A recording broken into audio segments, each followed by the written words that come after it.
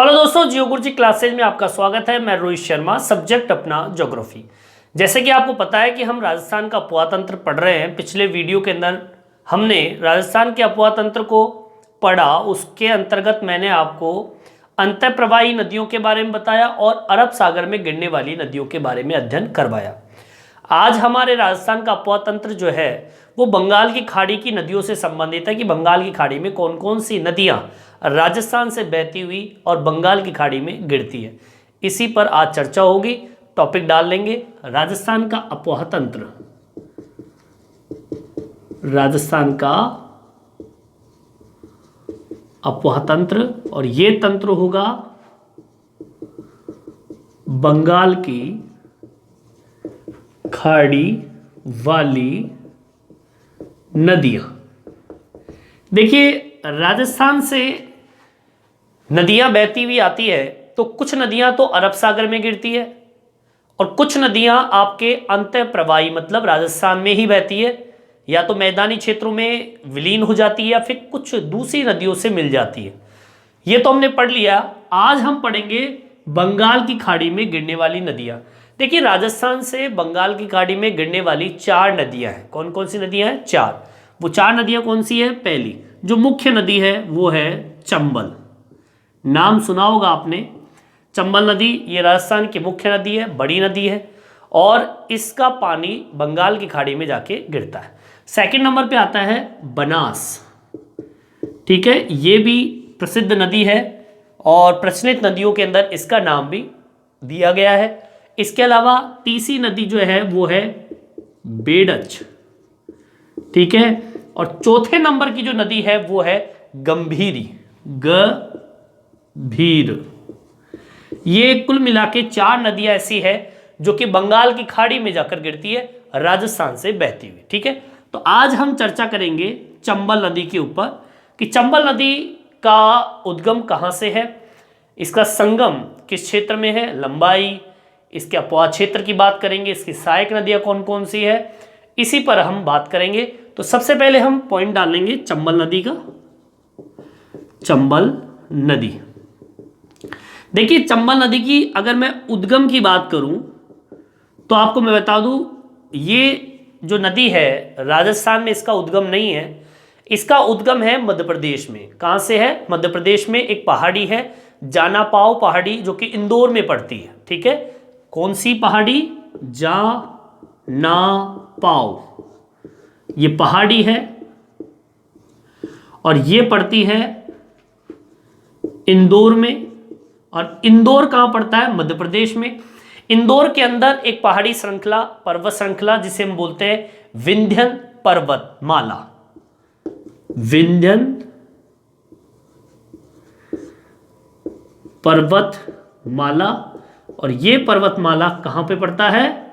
मध्य प्रदेश में। इंदौर ही मध्य प्रदेश में है। ठीक है, तो ये चंबल नदी का उद्गम क्षेत्र हो गया। जानापाव पहाड़ी है वो इंदौर में पड़ती है। इंदौर पड़ता है मध्य प्रदेश में। मध्य प्रदेश के अंदर विंध्यन जो पर्वतमाला है, विंध्यन पर्वतमाला, इस पर्वतमाला के अंदर से ये नदी निकलती है। ठीक है, तो ये तो हो गया इसका उद्गम क्षेत्र। अब हम दूसरे नंबर पे आएंगे, संगम की बात कर लेते हैं। इस नदी का संगम किस नदी से होता है? तो बता दूं, यमुना नदी से इसका संगम होता है। और कहां पर होता है ये भी सुन लीजिए, इटावा। और इटावा कहां पड़ता है? उत्तर प्रदेश में। ठीक है, ये ऐसा क्षेत्र है इटावा जहां पे यमुना नदी जो बहती है उस यमुना नदी से इसका संगम माना जाता है, जो कि उत्तर प्रदेश में पड़ता है। बात करते हैं तीसरे नंबर की, लंबाई की। देखिए, लंबाई की बात करें अभी प्रेजेंट टाइम पे, वर्तमान में इस नदी की लंबाई जो है वो 1051 किलोमीटर है। और अगर मैं राजस्थान में बात करूं, राजस्थान में इसकी लंबाई जो है वो कितनी है सुन लीजिए। अगर कुल बात करें तो 1051, और राजस्थान में बात करें तो इसकी कुल लंबाई जो है वो 322 किलोमीटर है। कितनी है? 322 किलोमीटर। क्लियर? अब आगे सुनिए, अगर मैं ये वर्तमान की है, अगर मैं पुरानी लंबाई की बात करूं, पुरानी लंबाई, पहले की लंबाई की बात करूं, क्योंकि नदियों की लंबाई बढ़ती है घटती भी है, तो नदी जो है पहले 966 किलोमीटर लंबी थी, आज 1051 किलोमीटर लंबी है।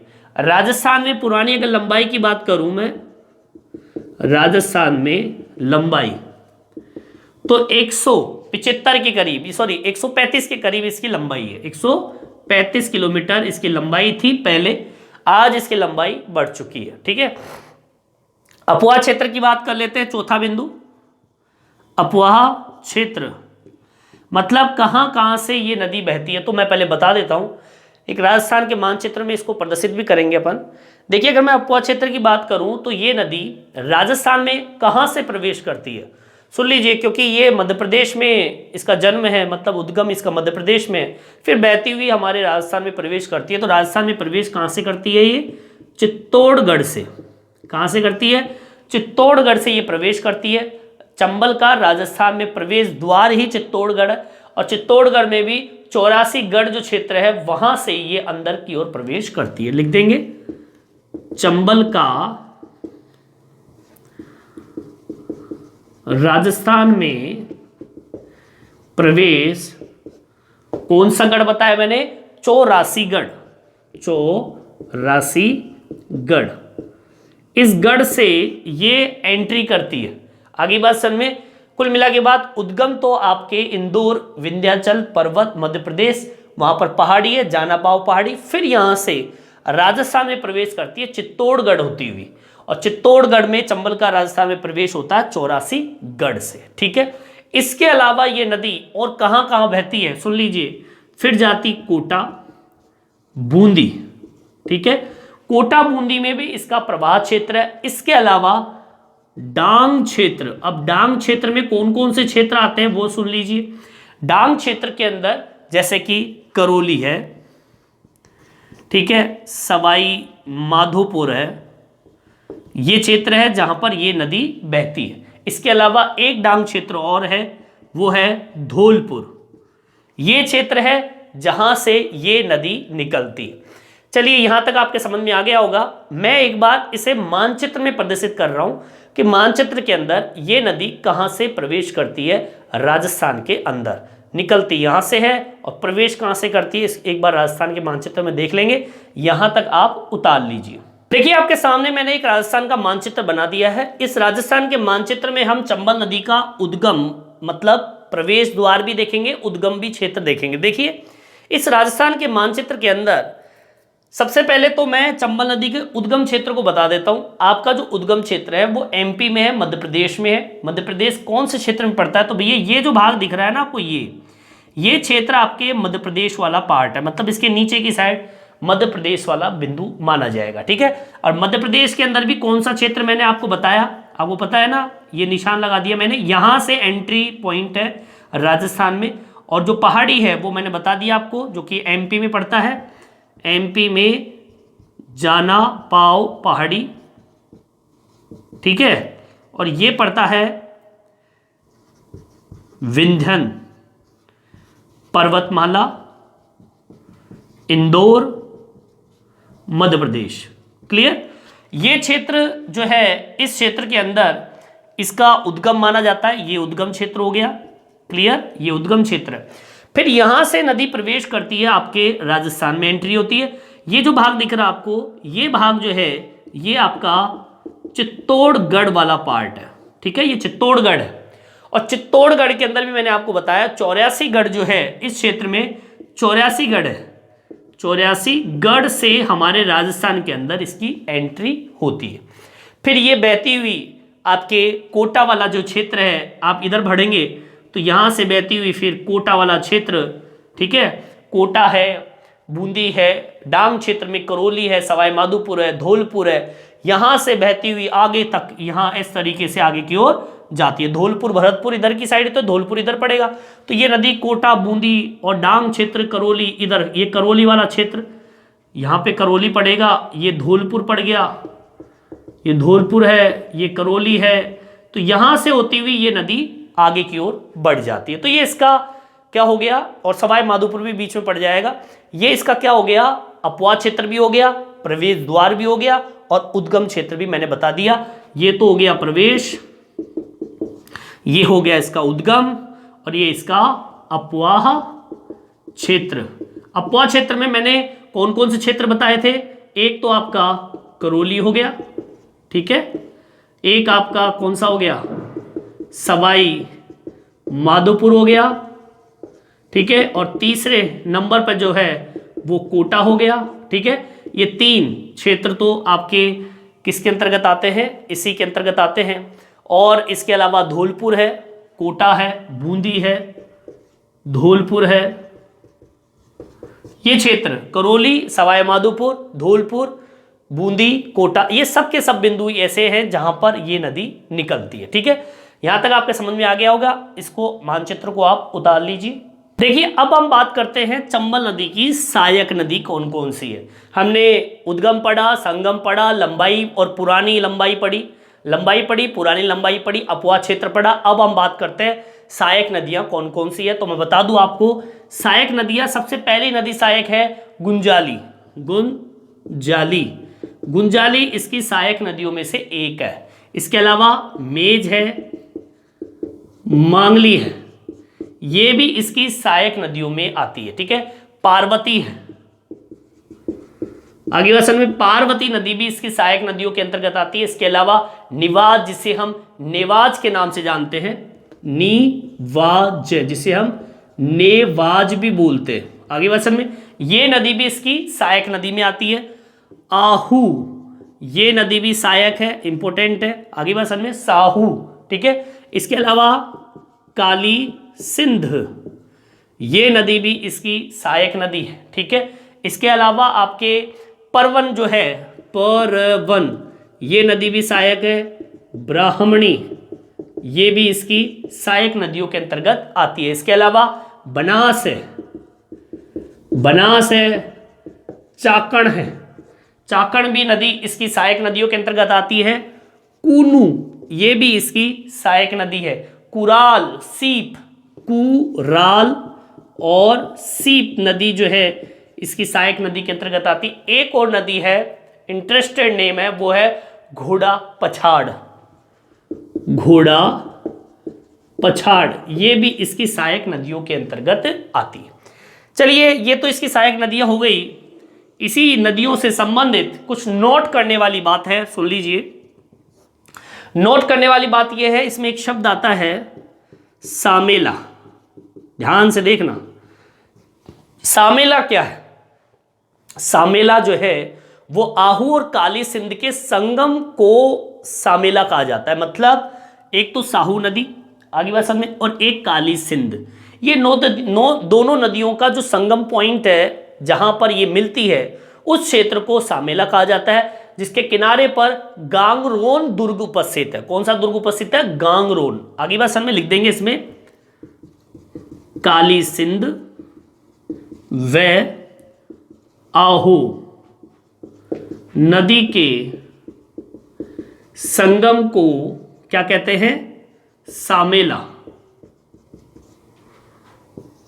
कहते हैं, ठीक है। इसके किनारे पर गांगरोन दुर्ग उपस्थित है। क्लियर? तो ये नोट करने वाली बात है। दूसरा नोट करने वाली बात बनास नदी से संबंधित है। कौन सी नदी से संबंधित है? बनास, इस नदी से संबंधित है। सुन लीजिए, चंबल की सबसे लंबी सहायक नदी अगर कोई है तो वो कौन सी नदी है? बनास। ध्यान रखना इस चीज को, ठीक है। चंबल की सबसे लंबी सहायक नदी कौन सी है? बनास है। आगे बात समझ में? ठीक है। तीसरा नोट करने वाली बात क्या है? सुन लीजिए, वो भी इन्हीं नदियों से संबंधित है, वो है काली सिंध। काली सिंध नदी जो है वो चंबल में दाईं और सबसे लंबी सहायक नदी मानी जाती है। दाईं और सबसे लंबी सहायक नदी लिख लेंगे, कौन सी? काली सिंध। काली सिंध नदी की विशेषता है यह है कौन सी? चंबल में दाईं और सबसे लंबी सहायक नदी। यह है चंबल के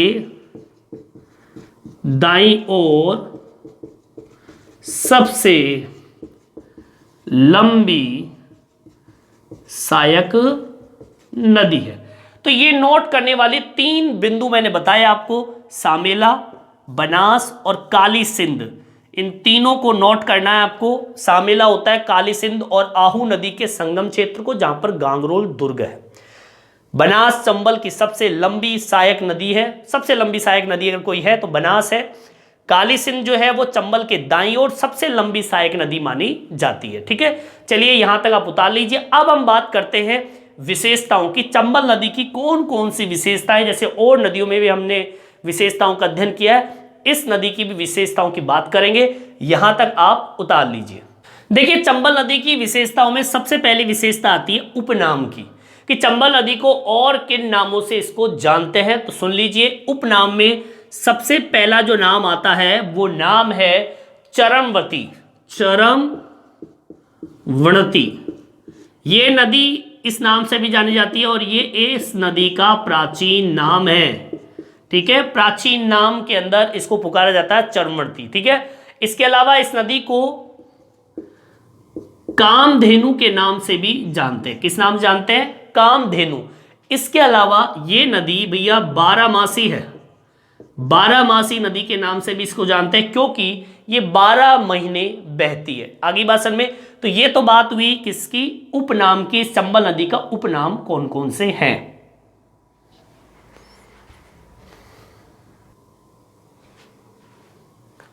अब देखेंगे विशेषता नंबर 2।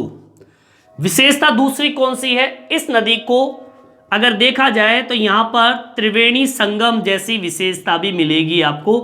3 नदियों का संगम मिलेगा, और वो 3 संगम नदियों का कहां पर होता है? रामेश्वर घाट पर। रामेश्वर घाट पर त्रिवेणी संगम। अब पूछोगे ये रामेश्वर घाट कहां पर उपस्थित हो, तो मैं बता दूं आपको, पदरा गांव है, और पदरा गांव सवाई माधोपुर में, वहां पर पदरा गांव सवाई माधोपुर में त्रिवेणी संगम होता है। अब पूछोगे 3 नदियां कौन कौन सी है, तो रामेश्वर घाट पर त्रिवेणी संगम में वो नदियां हैं, सुन लीजिए। पहली नदी जो है उस नदी का नाम है बनास। बनास नदी त्रिवेणी संगम। दूसरी नदी जो है वो खुद चंबल, क्योंकि 3 नदियों में एक नदी चंबल भी है। और तीसरी नदी जो है वो नदी है सीप। आगे बात समझे। मतलब कहने का ये बात हो गई कि त्रिवेणी संगम भी इसकी विशेषता है। चंबल नदी जो है वो त्रिवेणी संगम के नाम से भी जाना जाता है। रामेश्वर घाट है, वहां पर त्रिवेणी संगम होता है। रामेश्वर घाट जो है वो पदरा गांव है। पदरा गांव जो कि आपके सवाई माधोपुर में स्थित है। सवाई माधोपुर के अंदर रामेश्वर घाट है। उस घाट के ऊपर 3 नदियां बनास, चंबल और सीप नदियों का संगम होता है, इसलिए इस नदी को त्रिवेणी संगम के नाम से भी जानते हैं। क्लियर? आगे की ओर बढ़े। अब बात करते हैं तीसरी विशेषता। तीसरी विशेषता है चूलिया जलप्रपात की। ठीक है, चूलिया जलप्रपात। जलप्रपात आप सब जानते ही हैं, जब पानी का ऊपर से गिरना उसे जलप्रपात कहते हैं। बिजली भी बनाई जाती है। देखिए, राजस्थान के अंदर इस नदी के ऊपर एक चूलिया जलप्रपात है। ठीक है, तो स्थिति बता देता हूं मैं। स्थिति, इस चूलिया जलप्रपात की स्थिति है भैंसरोडगढ़। कौन सा गढ़? भैंसरोडगढ़। भैंसरोडगढ़ स्थान जो कि कहां उपस्थित है? चित्तौड़गढ़ में। कहां उपस्थित है? चित्तौड़गढ़ के अंदर। ठीक है, चलिए, नदी कौन सी है? चंबल नदी। ठीक है, दूसरा पॉइंट डाल लीजिए, चंबल नदी।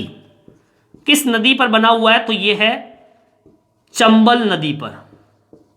क्लियर? ये जलप्रपात जो है उसकी स्थिति तो भैंसरोडगढ़ है जो चित्तौड़गढ़ में है, और ये चूलिया जलप्रपात कौन सी नदी पर बना हुआ है? चंबल नदी जो है उस पर यह बना हुआ है। विशेष क्या है? तो सुन लीजिए, विशेष ये है कि यह राजस्थान का सबसे ऊंचा जलप्रपात है। राजस्थान का ऊंचाई कितनी है? 18 मीटर इसकी ऊंचाई है। ठीक है, विशेष लिख देता हूं। तीसरा पॉइंट, चूलिया जलप्रपात की तीसरी विशेषता। विशेष क्या है?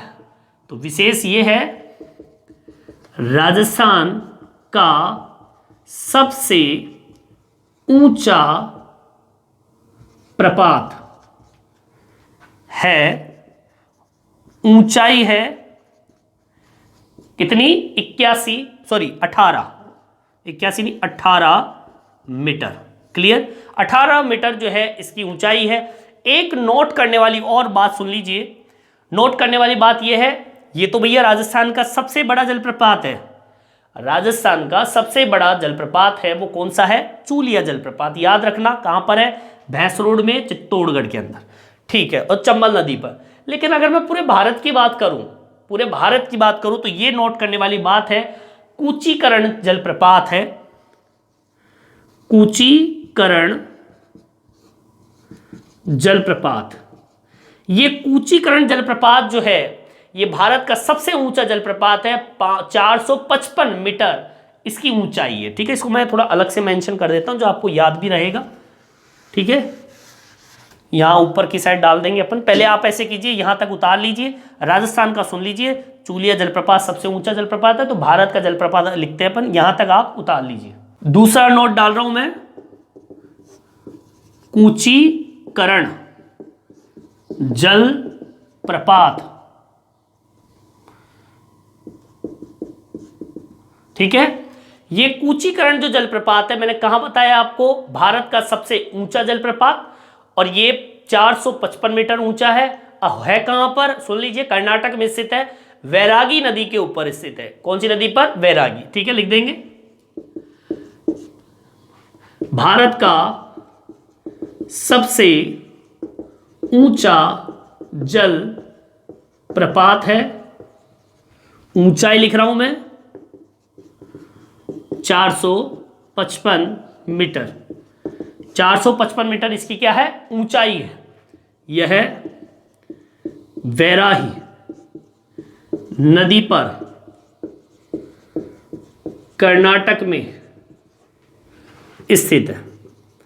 क्लियर, तो राजस्थान का भी पता चल गया, राजस्थान का कौन सा, चूलिया जलप्रपात, और भारत का भी पता चल गया कौन सा, आपके कूचीकरण, वाराही जो नदी है उसके ऊपर ये स्थित है, जो कि कर्नाटक पर मौजूद है। ठीक है, चलिए ये आपका पॉइंट कंप्लीट होता है। तीसरा बिंदु कंप्लीट हो गया विशेषता में। चौथी विशेषता डाल लीजिए, एक ब्रिज है इस नदी पर, उसे बोलते हैं हैंगिंग ब्रिज। कौन सा ब्रिज, हैंगिंग ब्रिज, चंबल नदी पर है। ये कोटा में चंबल नदी पर स्थित है, लिख देंगे, यह कोटा में चंबल नदी पर स्थित है। ठीक है, चंबल नदी पर यह स्थित है, जो कि राजस्थान का एकमात्र हैंगिंग ब्रिज है। ठीक है, जो राजस्थान का एकमात्र हैंगिंग ब्रिज है। आपको पता होना चाहिए इसकी जो लंबाई है वो कम से कम 1.5 किलोमीटर, लंबाई लिख देता हूं मैं, लंबाई 1.5 किलोमीटर। ठीक है, और यहां से जो NH 27 यहां से गुजरता है, मतलब हाईवे यहां से निकल रहा है, लिख देंगे, यहां से NH 27 गुजरता है। इस हैंगिंग ब्रिज की विशेषता है, जो कहां पर उपस्थित है, चंबल नदी के ऊपर उपस्थित। ठीक है, चलिए ये 4 विशेषता मैंने आपको बता दी है, और भी विशेषता है उसके बारे में बात करेंगे, यहां तक आप उतार लीजिए। देखिए 5वीं विशेषता डाल लीजिए। 5वीं विशेषता है, चंबल अंतर्राज्यीय सीमा पर है, राजस्थान और मध्य प्रदेश में बहने वाली सबसे लंबी नदी मानी जाती है। ठीक है, ये विशेषता है, चंबल अंतर्राज्यीय सीमा पर बहने वाली नदी है, और वो अंतर्राज्यीय है, एक राजस्थान और दूसरा जो है वो कौन सा है, मध्य प्रदेश, MP। ठीक है, ये इसकी विशेषता हो गई। 6ठे नंबर की विशेषता क्या है, सुन लीजिए। 6ठे नंबर की विशेषता ये है कि चंबल में कुछ संरक्षित जीव भी है। चंबल के संरक्षित जीव, तो सुन लीजिए जीव कौन कौन से हैं। पहला जीव जो है वो है घड़ियाल, मगरमच्छ। ठीक है, दूसरा जीव जो है वो है गांगेसूस, गांगेसूस, ठीक है, ये एक तरीके से गांगेयसु जीव है। और तीसरे नंबर का जो जीव है वो है उदबिलाव, उदबिलाव। क्लियर? और सुनिए, 7वें नंबर की विशेषता सुन लीजिए। चंबल में अवनलिकाएं, मतलब जब नदी बहती है तो जमीन को खोदती हुई निकलती है। उत्खाद जिसे हम बोलते हैं, तो जमीन में नालियां बन जाती है, इसको हम बोलते हैं बीहड़ क्षेत्र, बैडलैंड बोलते हैं, डांग क्षेत्र भी कह दीजिए, जैसे करौली, सवाई माधोपुर, धौलपुर जो है वो इसी एरिया में पड़ता है। ठीक है, लिख देंगे चंबल की अवनलिका के क्षेत्र को बीहड़ क्षेत्र कहते हैं या बैडलैंड या फिर डांग क्षेत्र। और डांग क्षेत्र के अंदर कौन कौन से जिले आते हैं? करौली, सवाई माधोपुर, करौली है, सवाई माधोपुर है और धौलपुर है, ये इस क्षेत्र के अंदर आते हैं। ठीक है, इसके अलावा 8वीं विशेषता क्या है? बांध परियोजना इसके अंदर मिलेगी आपको। इस नदी पर बांध परियोजना भी है। ये परियोजना 3 चरणों में हुई थी कंप्लीट। कितने चरणों में? 3 चरणों में पूरा हुआ। और वो चरण कौन कौन से? पहला चरण गांधी सागर डैम बना मंदसौर में, कोटा बैराज कोटा में, राणा प्रताप सागर चित्तौड़ में, और जमार सागर कोटा डैम जो है वो कोटा बूंदी में। ये 3 चरणों के अंदर इन बांधों का निर्माण हुआ। मैं एक्सप्लेन करके बताऊंगा, यहां तक आप उतार लीजिए। देखिए, चंबल नदी पर बांध परियोजना बनी 3 चरणों में, और ये बनी राजस्थान और मध्य प्रदेश के सहयोग से। ठीक है, इसमें राजस्थान का भी सहयोग है, मध्य प्रदेश का भी सहयोग है। पहला चरण जब बना तो पहले चरण के अंदर जो डैम बना वो गांधी सागर, गांधी सागर, जो कि आपके उपस्थित है मंदसौर में। क्लियर? आगे बात समझ में। कोटा बैराज इसी का भाग है, इस चरण का, कोटा बैराज जो कि उपस्थित है कोटा के अंदर। ये पहले चरण में इसका काम कंप्लीट हुआ था। सेकंड जब चरण आया तो सेकंड चरण के अंदर राणा प्रताप सागर, और राणा प्रताप सागर जो है वो कौन से क्षेत्र में? चित्तौड़गढ़ में। ठीक है, चित्तौड़गढ़ में ये बना। तीसरे चरण में जब तीसरा चरण आया तो तीसरे चरण के अंदर जमार सागर, ठीक है, जमार सागर बांध जो है वो बनाया गया, और इसके अलावा कोटा बांध भी बनाया गया। ठीक है, और ये कहां पर बनाया गया? कोटा बूंदी, कोटा और बूंदी। ठीक है, इस तरीके से ये बांध परियोजना 3 चरणों में कंप्लीट हुई राजस्थान और मध्य प्रदेश के सहयोग से। 3 चरण आपको मैंने बता दिए, गांधी सागर, राणा प्रताप सागर, जवाहर सागर। और ये कहां कहां पर है? इन डैमों का निर्माण हुआ चंबल नदी पर। इसी के साथ में ये चंबल नदी अपनी कंप्लीट होती है। इस वीडियो में इतना ही। ये वीडियो आपको कैसा लगा कमेंट्स करके जरूर बताएं, और मेरे चैनल को सब्सक्राइब जरूर करें जिससे नए नए वीडियो आप तक पहुंचा सकूं। धन्यवाद।